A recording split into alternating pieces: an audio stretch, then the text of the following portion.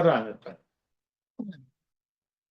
해보고 뭐 잘라서 좋으면 좋은 대로 이렇게 편집해서 실험 중이니까 녹화를 뭐든지. 지금 이제 그래서 처음에 이제 한 거, 제가 이제 서론에서 이야기한 거는, 어, 목소리, 음성, 말이 더, 실제나 생명에 가까운가?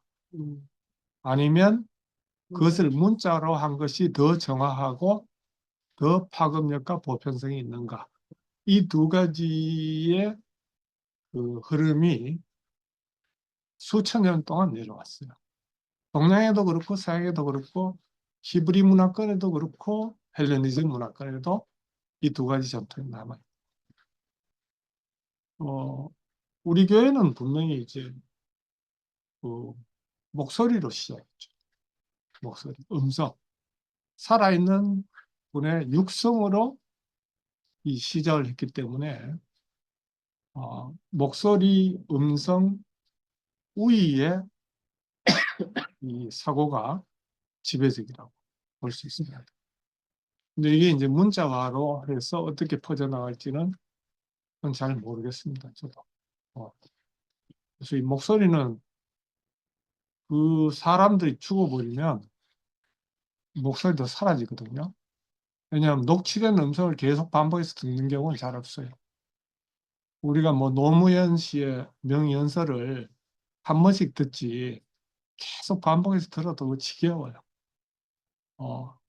그러고 나중에는 노무현 그 대통령의 전 대통령의 메시지를 이렇게 보면 너무너무 한계가 드러나요.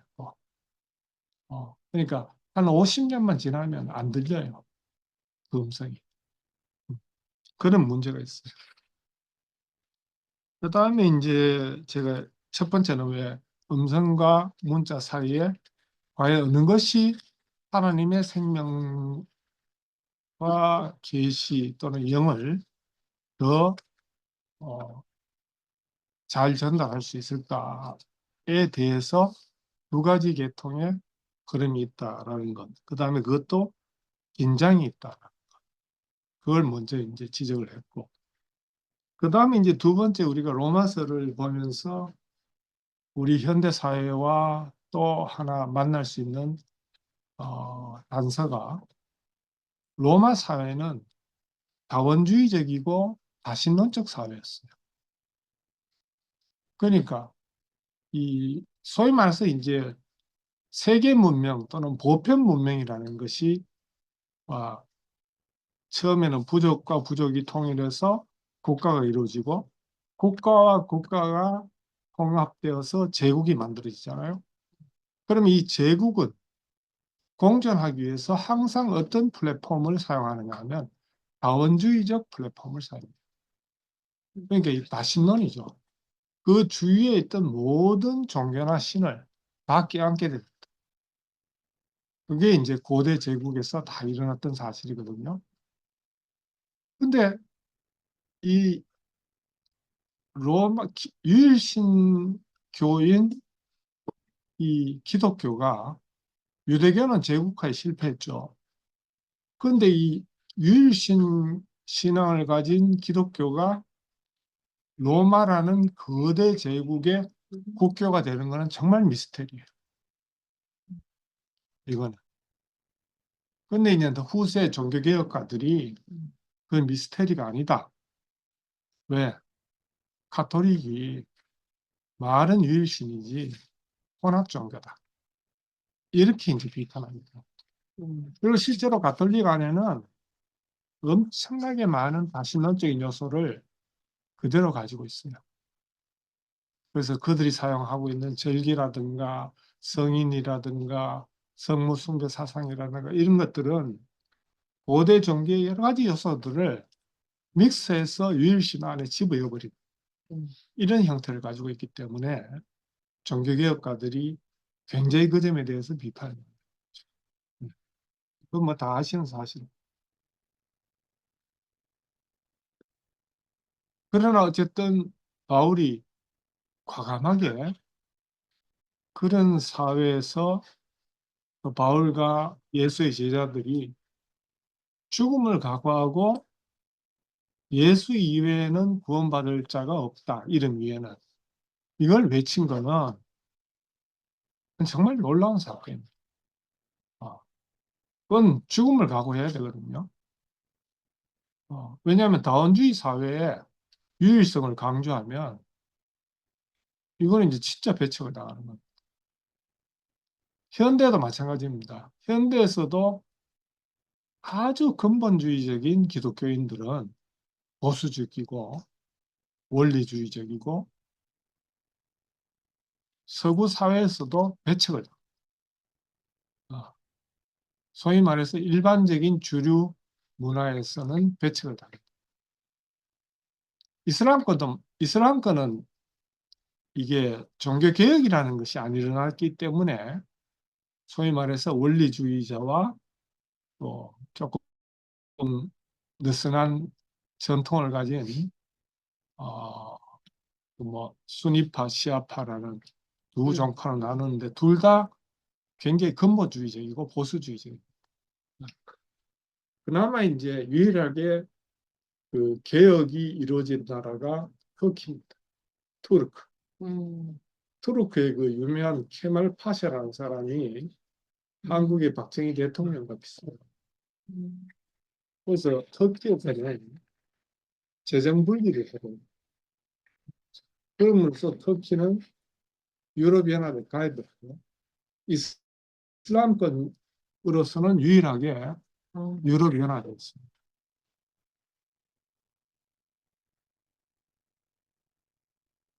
우크라이나는 그리스 정교권이죠. 그러니까 이슬람권이 아니고 기독교 정교이기 때문에 유럽연합에 가입할 수 있는 조건이 됨에도 불구하고 이제 러시아에 이제 그 제재로 말미암아 가입을 못하고 있죠. 뭐 그거는 이제 너무 또 다른 상황이기 때문에 그러니까 이제 이 시대에서 과연 우리가 이야기하는 유일하고 최종적인 복음이라는 말의 의미가 어떤 의미로 울려지고 전해져야 될지를 우리는 이제 심각하게 밖에 나가보면 금방 부딪힙니다. 내부에서는 부딪힐 일이가 없습니다. 그죠? 그거는 강조하면 강조할수록 더 올라갑니다. 이야, 저 사람 너무 멋져. 심지어는 막 황홀해. 이렇게까지 이야기할 수 있는데, 조금만 바깥에 나가면 배타성을 가지게 돼요. 왜? 다른 종교를 디스카운트하는 내용들이 너무 많습니다. 우리 그 내부에서 하는 이야기들 중에. 실제로 타 종교에 대한 이해가 별로 없음에도 불구하고, 그건 종교야. 또는 뭐, 그거는 인간의 노력이야. 행위야. 이렇게 예단하는 그런 것들은 다른 사람들이 볼 때는 비종교인이 보더라도 이런 집단은 현대사회에서 굉장히 위험하다. 이렇게 볼 수도 있다. 그렇다고 다원론을 우리가 채택하면 또 안 되겠죠. 그래서 이제 그 사이에서 이제 우리가 바울이 어떻게 로마 사회에다가 전했던가 이걸 다시 한번 보는 것도 굉장히 의미가 있습니다. 그래서 우리가 이제 이 구속의 복음을 또는 위치의 복음, 인격의 복음을 과연 이 다원주의적인 사회에 모든 사람들이 모든 종교나 사상이 공존할 수 있다라고 보는 이 사회에서 이것이 유일한 길이라고 했을 때 그 유일함의 의미가 과연 무엇일지를 우리는 다시 바울과 같이 사고할 수 있어요. 또 아니면 그 이후에 세 가지 우리가 선택한 강에서 안에서 그 화두를 그걸로 잡아서 우리가 한번 살펴봐야 돼요. 그러니까 이거는 우리 문제뿐만 아니라 우리가 앞으로 나아가야 할 길과 관계되는 문제이기도 할 것 같습니다. 자, 그 다음에 이제 제가 제 새 강에서를 이야기를, 어, 든 이유를 설명을 했는데요. 어, 제가 그 비교를 이렇게 한번 해보니까, 바르트는 어디에다가 치중을 했나 하면, 이 합리주의적이고 자유주의적인 전통에 반박하기 위해서 바르트가 나왔습니다. 합리주의자들은 뭐냐면, 계시를 전부 다 이성으로 환원하려. 음, 자, 인간이 이해할 수 있는 담론의 구조로 전부 다 환원할 수 있다라고 믿는 사람들이 합리주의다. 네. 그리고 예수는 급격히 거기에서 신성이 없고 인간 예수가 됩니다. 첫 번째 유명한 저서가 이 르낭의 예수의 생일. 그 다음에 나오는 여러 가지 계몽주의 이후의 인간 예수에 관한 이야기들은 충분히 근대인들 또는 현대인들이 이해할 수 있고 또 충분히 믿을 수 있는 그런 아주 진실한 사람입니다. 근데 이제 그러다 보니까 어떻게 예수의 어떤 면만 뽑아내냐면 도덕으로서의 최고봉, 윤리로서의 최고봉으로 여기게 됩니다. 그게 자유주의 신학의 결론이 그겁니다. 그러면 이 사람은 왜 우리가 그러면 이 사람을 알아야 되고 왜 이 예수를 연구해야 되느냐? 왜 성경을 읽어야 되느냐? 그럼 자유주의자들은 신성은 부정했습니다. 부정했습니다. 그러니까 여러분들이 자유주의자들한테 예수는 내려오지 못하고 죽었다 하면 당연하지 이렇게 생각해요. 안 그렇겠어요? 사람인데.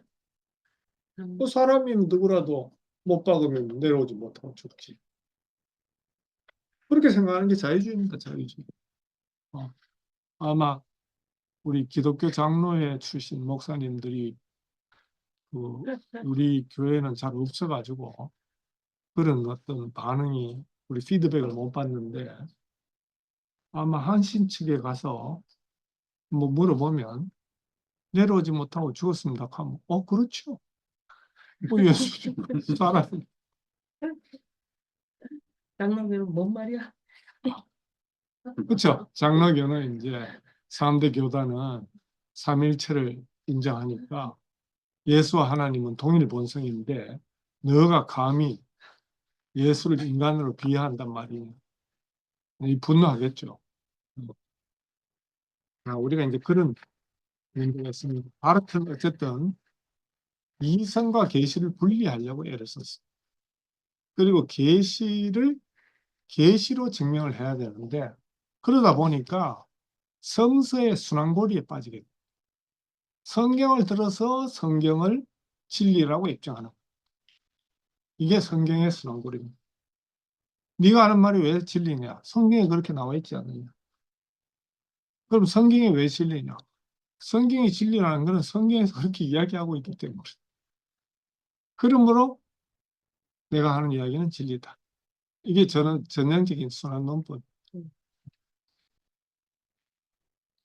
바깥에 이제 증거를 밀어야 되는데 성경으로 들어가는 거예요. 그러니까 신정통주의의 한계가 또 그것입니다. 음. 인간 예수 아니면 예수의 계시의 실제를 그 성경 바깥 또는 신학 바깥에서 찾을 수가 없는 겁니다. 그러니까 순환 논법. 그래서 신정통주의에 매료된 현대인들은 거의 없습니다.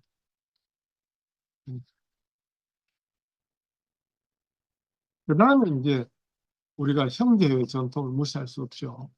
한국은 이제 이 형제의 전통에 대해서 그렇게 중요하게 생각 안 하는데, 지금 우리가 성서 신학으로 가장 유명한 데가 텍사스의 무디스 신학교. 그런데 무디스의 기초를 이룬 사람들이 대부분 다 형제회 출신입니다. 그 정도로 형제회 출신들은 성경 연구에 엄청난 그 노력을 집중했던 것입니다. 그래서 잘 아다시피 이제 성형제회의 시작은 존 다비고, 존 다비는 이제 5명과 떡을 나누기 시작합니다. 더블린의 성공의 사제였습니다. 근데 뭔가 제도가 잘못됐다고 생각하고 사제직을 내려놓고 성경을 순수하게 한번 열어보자라고 생각해서 5명이 만들어서 형제회가 시작이 됐습니다. 근데 그 중에 한 명은 뭐냐면 소위 말해서 개방적 형제회에서 누구라도 와서 어떤 이론이라도 함께 융합 한번 해보자. 이런 게 이제 개방적인 형제가 되고, 존 다비는 보니까 아이 기껏 이거 뭐냐면 제도 버려놓고 교리 다 벗어났는데 또 이 제도와 교리가 들어온다. 그래서 폐쇄를 해버립니다. 이 폐쇄가 부정적인 의미의 폐쇄가 아니고 계시의 순수성을 지금 발굴해보자 이런 뜻이에요. 그러니까 우리 내부에도 그런 순수파가 있고 그래도 외부에 뭐를 한번 해보자 이런 것들이 한 7, 8년 전에 일어났죠. 그 갈등이. 그래서 지금 이제 혼합파들은 거의 나간 걸로 알고 있습니다.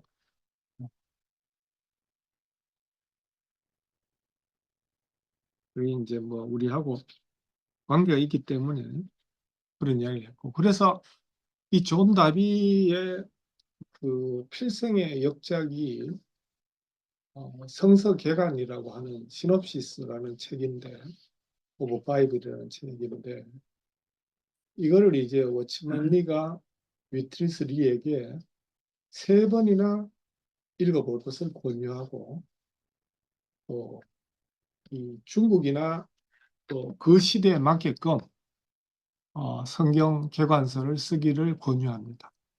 그것을 권유받아서 이 위트리스 리가 나이 70의 영어를 깨쳐서 영어로 설교한 것이 라이프스타일. 그러니까 원문은 영어입니다. 어, 천재인지 아니면 뭐 노력행인지 그건 모르겠습니다.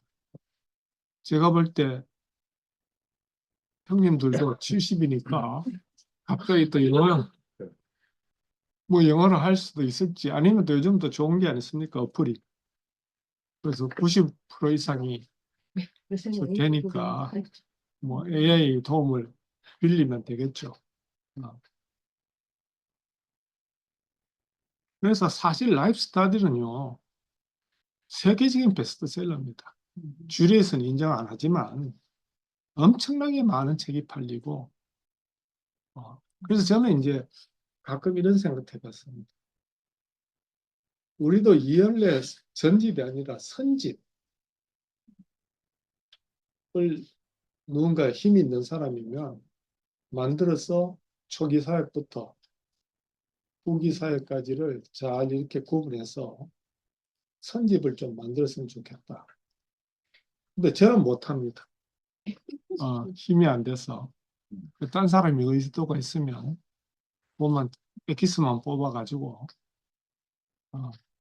그래서 제가 볼 때는 이제 라이프 스타디의 핵심은 라이프였죠.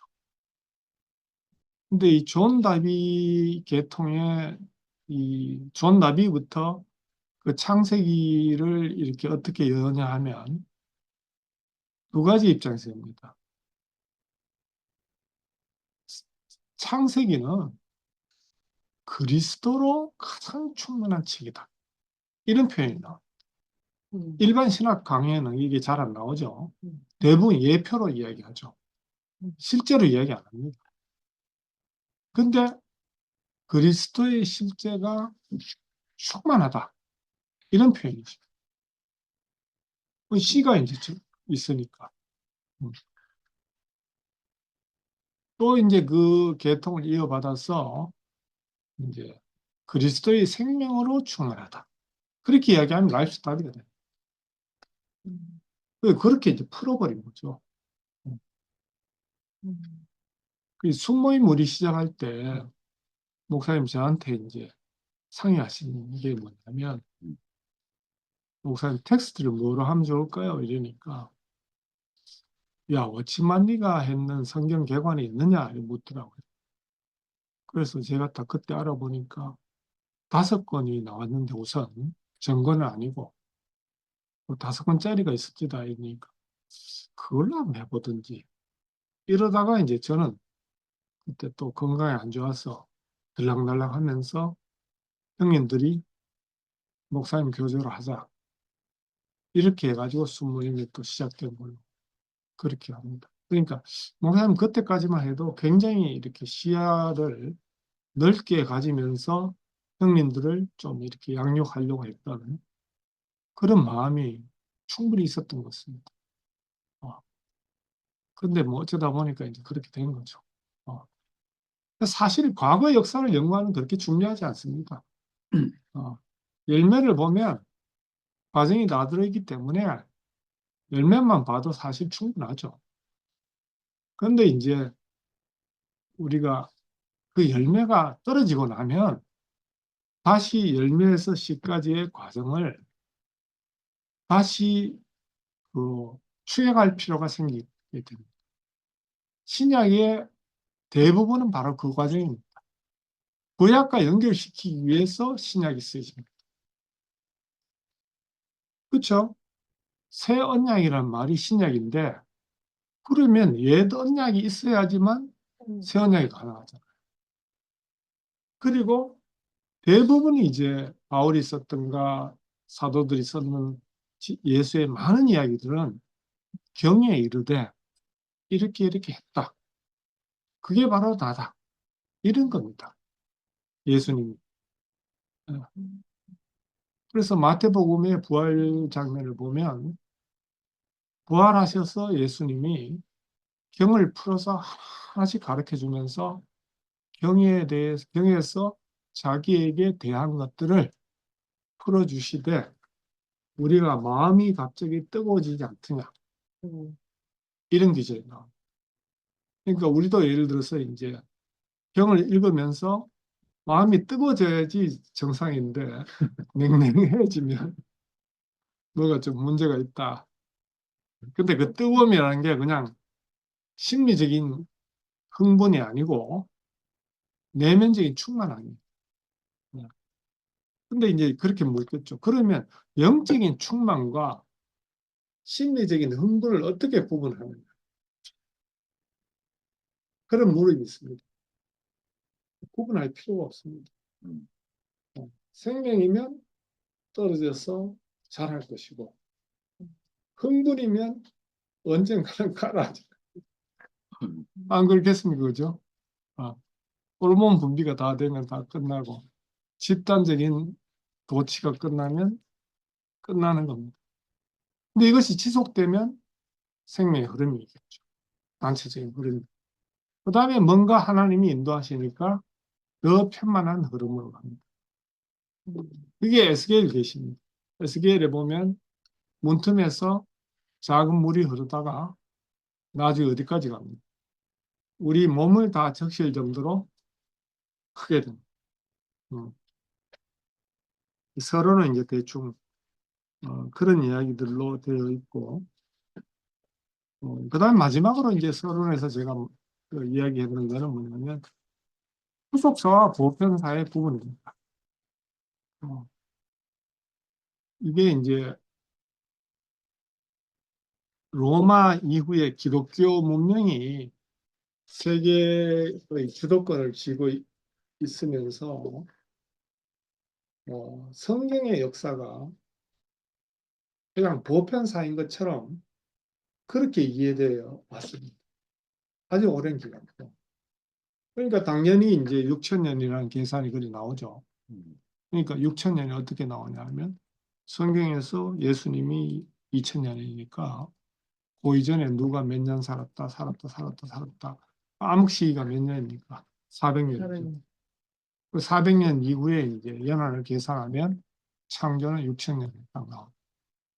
그러니까 창조는 6천년 전에 이루어졌다. 이렇게 되겠죠. 네. 근데 이제 과학이 발전하니까 음, 우리가 이제 옛날에 고대인들은 하늘에 영이 살고 있다, 신이 산다 했지만 음, 우리는 이제 인공위성을 빡 타고 가보니까 수도 없는 수조 개의 은하가 있어요. 은하에게도 몇 천억 개의 별이 있는 게 은하거든요. 그런 은하가 수조 개 있어요. 근데 거기에서 생명의 흔적은 아직 발견을 못했죠. 생명의 가능성이 있는 행성은 지구와 가까운 거리에 6개를 찾았다. 그래도 신호 하나 없죠. 음. 혹시 그 삼체라는 넷플릭스의 드라마 한번 보신 적 있습니까? 꼭 한번 보시기 바랍니다. 채요? 삼체. 네, 음. 삼체. 세 가지 채, 뭐 그런 뜻이요? 그 뜻이. 삼체 그런 뜻인데 뭐 그 이 저 문화대혁명 때 그 이제 자기 아버지가 교수였는데 물리학 교수였는데 문화대혁명 때 아마 감옥으로 가든가 그렇고 그 딸이 외딴 곳 천문학 기지에 그 전파 망원경 기지에 발령을 받습니다. 그래서 거기에서 어떤 신호를 보내냐면 외계인들에게 음. 제발 와서 지구의 인간들을 좀 멸종시켜라. 왜? 지구의 인간들이 제일 문제다. 인간만 없으면 지구는 평화롭다. 이렇게 자꾸 신호를 보냅니다. 그러면 나중에 실제로 외계인들 옵니다. 이제 그런 이제 허무맹랑한 이야기지만 아주 설득력 있게 이제 만들었다. 자, 그 다음에 이제 바울이 시대 이전에서 이제 1장으로 가면 제가 제일 처음에 이제 여기 나온 것처럼 네, 이게 이제 이 단서가 이제 뭐냐면 예수님의 그 십자가 위에 그세 가지 언어로 되어 있었다 그럽니다. 그게 뭐냐면 이제 히브리와 로마와 헬라말 이렇게 되어 있습니다. 이게 완전한 번역이고 개정 개혁으로 가면 이제 라틴어로 바뀝니다. 음, 근데 원래 원문은 로마입니다. 로마. 음. 그래서 이제 또 보면 로마이스티 원어는 로마이스티입니다. 로마와 헬레니스티 헬라 말, 헤브라이스티 히브리와 이런 뜻입니다. 그 다음에 또 하나 이제 우리가 상식적으로 알아야 될 것은 십자가가 스타우로스인데요. 원어가 이거는 뭐냐면 말뚝이란 뜻입니다. 음, 그러니까 정확하게 정방향의 크로스가 아닙니다. 그러니까 아마 추측컨대 약간 T자형이고 그 위에 조금 튀어나온 데다가 이제 아마 처형을 했을 것이다라는 그러니까 십자가는 그 이후에도 많은 형태가 보이거든요. 그래서 라틴 뭐의 십자가 여러 십자가가 있는데 어쨌든 원래 언어는 십자가가 아니고 크로스가 아니고 말뚝입니다. 말뚝. 거기에 맞는 정확한 영어가 없으니까 나중에 이제 기독교가 십자가를 상징화하면서 크로스, 크로스, 크로스 이렇게 됐어요. 그러니까 십자가에서 내려오지 못하고 죽은 예수. 그러면 어떤 원어 성경학자는 야, 그 정확하지 않다. 말뚝에 못 박혀. 말뚝이란 말로 수정해라. 하면 이제 뭐 수정할 필요도 없지만 왜?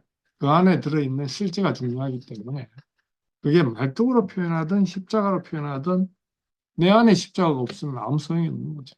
십자가 안에 내가 없으면 또 아무 소용이 없는 음, 그런 문제가 더 있고 그 다음에 이제 예수님은 어떤 언어를 사용했을까 했을 때 세 가지 가설이 있습니다.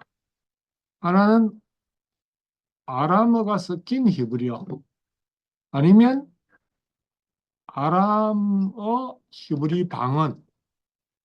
이건 좀 의미가 다릅니다. 예를 들어서 우리가 이제 일제시대 때 지나고 나면 일본 말이 섞인 한국어를 많이 사용했겠죠. 야, 가다 좀 잡지 마라. 가게 잡지 마라. 어, 뭐, 호가시 좀 넣지 마라. 어, 우리 옛날에 형님들은 굉장히 호가시였거든요. 정말. 저 대표적인 호가시가 이 호가시. 그거 따라들었어. 근데 알고 보니까 그 마음이 호가시가 아니고 목에 항상 저기 있었어요. 질병이 있었어. 강식성, 긴장, 경치요. 경추, 경추 디스크 개통이 좀 있어가지고 누가 봐도 쉽게 잘 못 따라가 보니까 얼마나 힘이 줬어. 근데 이제 남들이 볼 때는 저 호가시다 이래서요. 그런 것처럼 예수님도 아바 아버지카죠. 아바는 아람어입니다. 히브리어가 아니고. 그리고 이제 엘리 엘리 라막 사다니, 이건 아람어로 이야기한 겁니다. 그러니까 그 원래 시편에 나오는 그 다윗의 시편에 나오는 그 발음은 그거하고 다릅니다. 비교해 보면. 그러니까 아람어가 많이 섞여 있는 히브리어를 썼는지, 아니면 아람어에 화된 히브리어 방언을 썼는지, 그 두 가설이 있습니다. 근데 이거 확인할 도리가 없죠. 또 그렇게 뭐 그런데 무슨 상관이 있습니까? 그런데 고민을 할 필요가 없겠죠. 어떤 언어를 썼는지. 이제 그래서 나중에 막 그런 이야기 하면 몰라도 된다. 막 가설이다. 그다음에 또 하나는 이제 어, 이 어렸을 때 보면 병전에서 왜 그 거기 있는 성전에 있는 제사장과 막 토론을 벌이고 했다. 지혜가 총명했다. 나중에 또 뭐냐면 해당해서 이사야서를 주니까 이렇게 읽으시네. 이런 기절들이 많이 나옵니다. 그러니까 성서 히브리어에도 충분히 능통했다라고 볼 수 있어요. 이거는 굉장히 근거가 있는 가설이겠죠. 그 다음에 이제 또 하나의 가설은 그 지역에서 목수일을 하려면 그 헬라 말을 안 쓰고는 안 됐다 그럽니다. 그러니까 헬라어도 충분히 대화는 가능했을 것이다. 그래서 이 세 가지 언어를 능숙하게 구사했을 것이다. 바울도 마찬가지입니다. 바울도. 자, 그러면 유대인들의 이제 특징 중에 하나가, 특히 유다 왕국이 멸망하고 난 다음에 유대인들의 특징이 하나 중에 하나가 다언어 민족입니다. 이 다언어를 쓰면 항상 사고가 입체적인 사고가 돼요. 자, 20세기를 바꾼 인물, 대표적인 사람이 누구냐 하면 지그문드 프로이드, 칼 막스, 아인슈타인, 오펜하이머. 자, 이런 사람들의, 거기다가 지금 세계 최고의 언어학자 노암 촘스키, 또 저커버그, 샘 엘트만, 전부 다 어떤 사고를 한 사람이냐면 입체적 사고를 한 사람.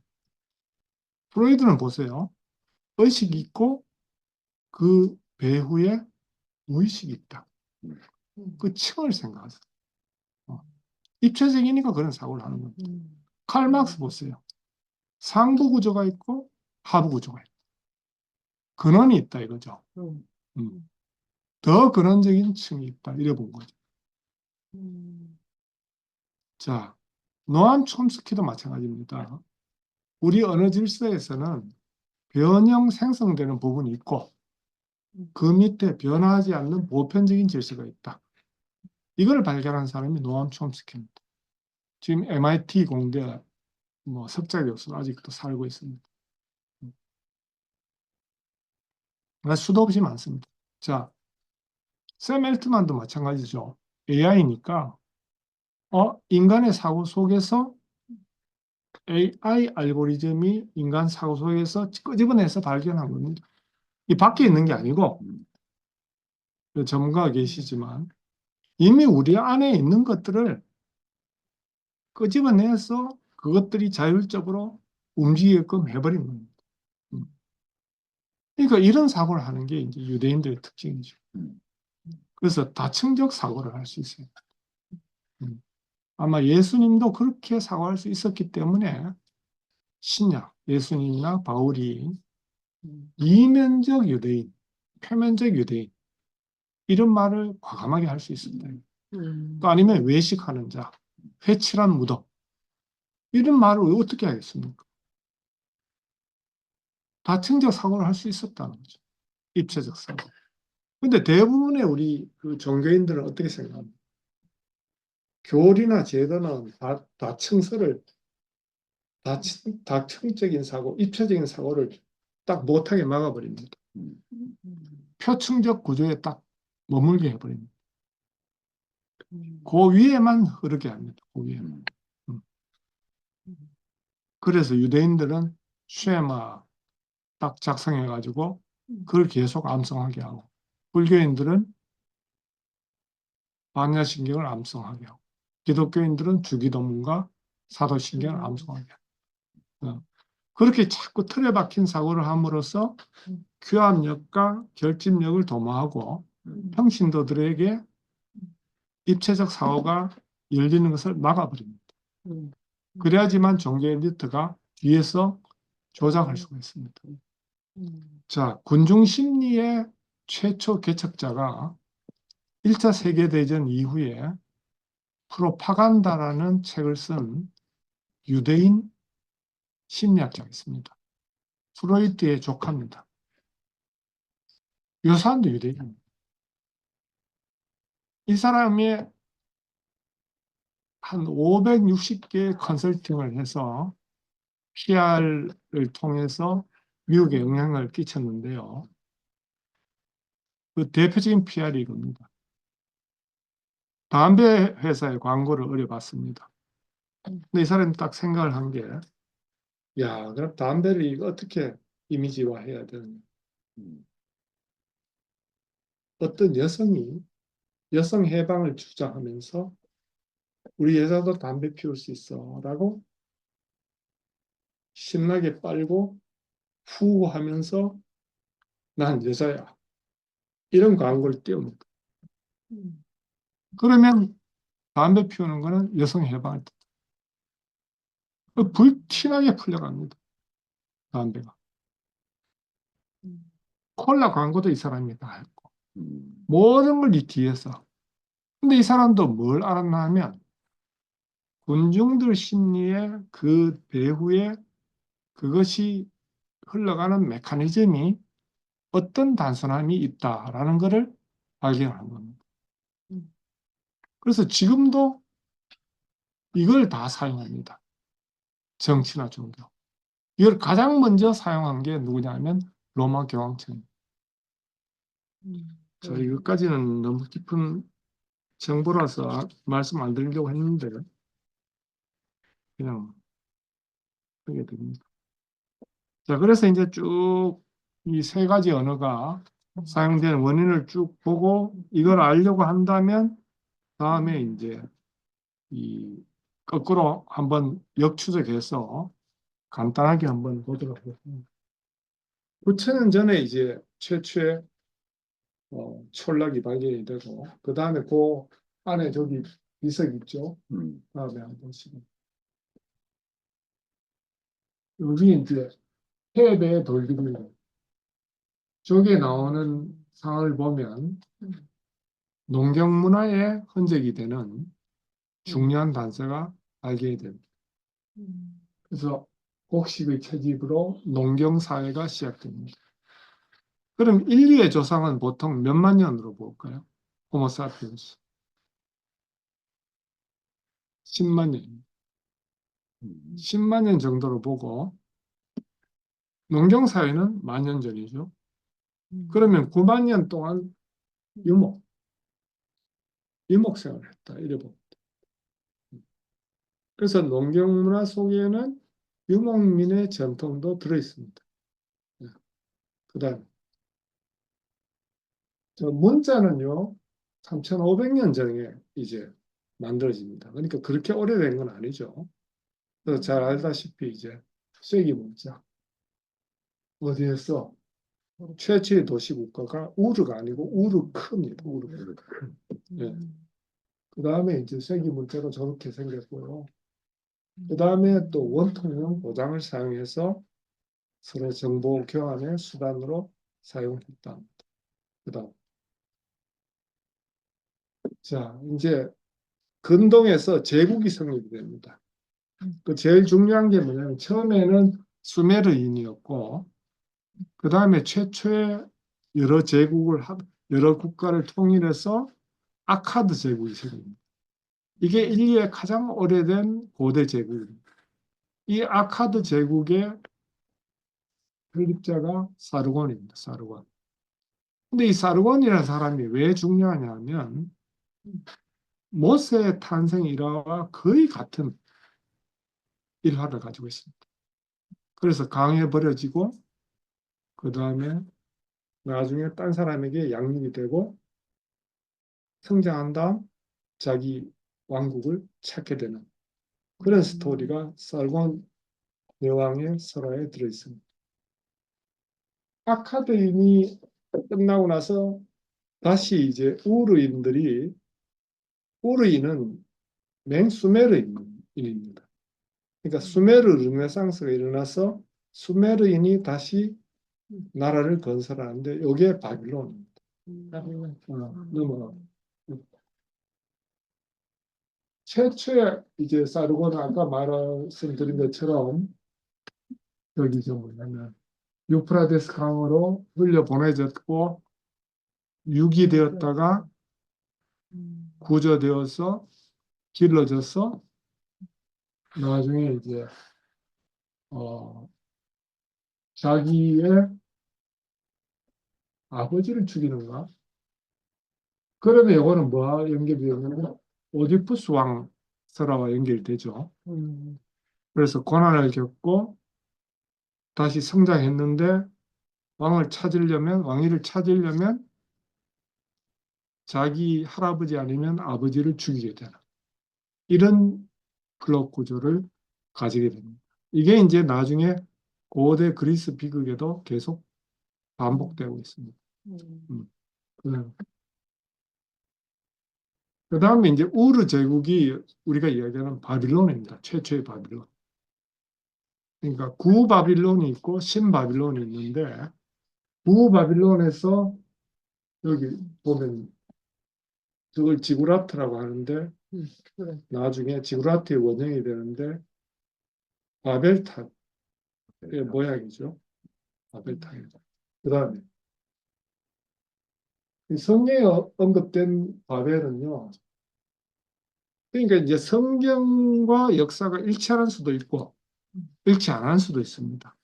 그럼 일치 안 할 때는 그건 가짜라고 보면 안 되고 이거는 구속사적인 의미가 있다 이렇게 봐야 됩니다.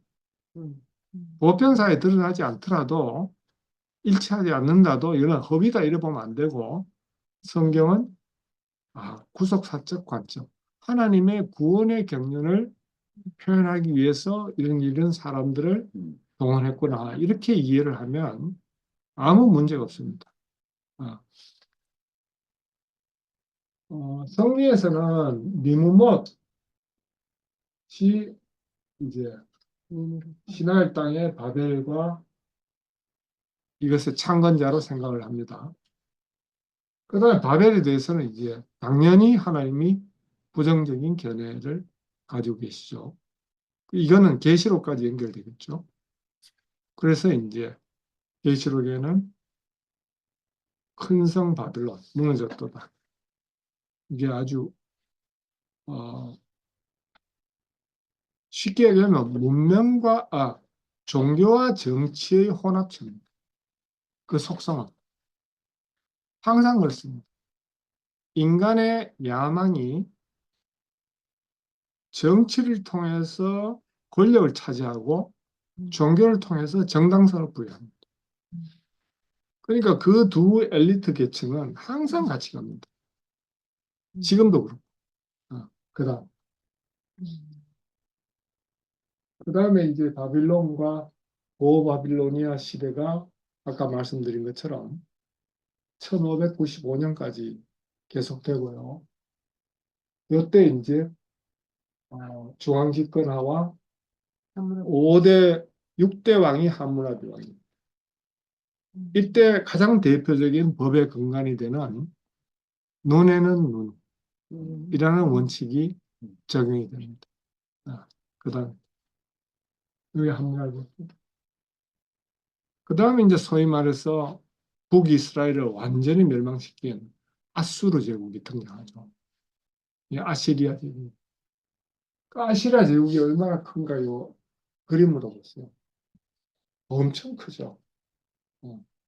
그래서 이 아수르는 어, 이 속주와 이제 제국의 중심과 속주, 우리가 그 중국이 항상 그랬잖아요.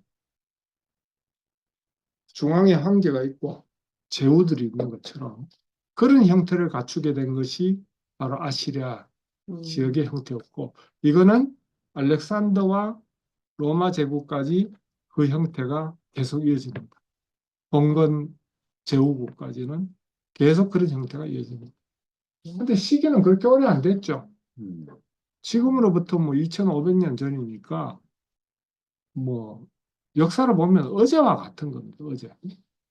뭐 지금도 그렇죠. 우리는 미국의 속국이죠. 이러면 또 민족주의자들이 저놈이 무슨 이야기 하느냐 하지만 정치적으로 경제적으로 굉장히 어려운 구조를 가지고 군사적으로. 그다음에 나온 게 이제 신바빌로니아인데 성경에 나오는 느부갓네살 이 왕이 이제 네부카사다르 2세입니다. 이 신바빌로니아 제국이 유다 왕국을 멸망시키고 전부 다 바빌론으로 대부분의 지식인과 상류층을 다 끌고 갑니다. 이게 바빌론 뉴스입니다. 바빌론 뉴스가 이 시대에 이릅니다. 612년에서 539년경에 바빌론 뉴스가 일어났다. 이렇게 보면 됩니다. 근데 이 바빌론 제국은 결국 여기 보면 미디아 왕국 있죠. 메디아. 우리가 성경에 메데 파삭 하잖아요. 그 메데는 뭐냐면 이 키루스 왕의 외가입니다.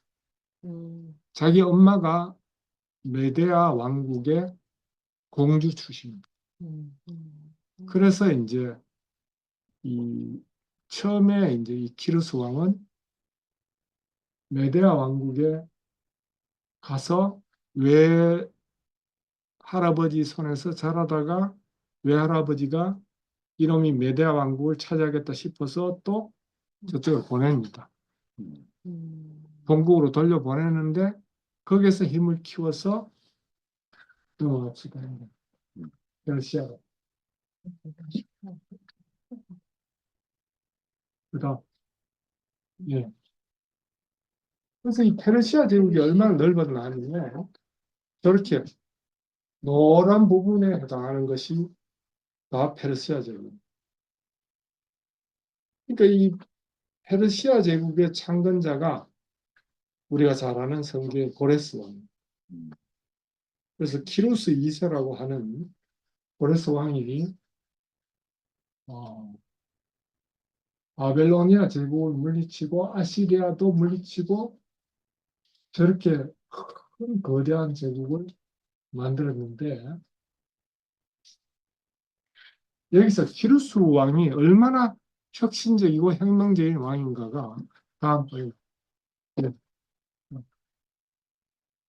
이거는 이제 실제로 보관되어 있는 지금 대형 박물관에 있는가 그렇습니다.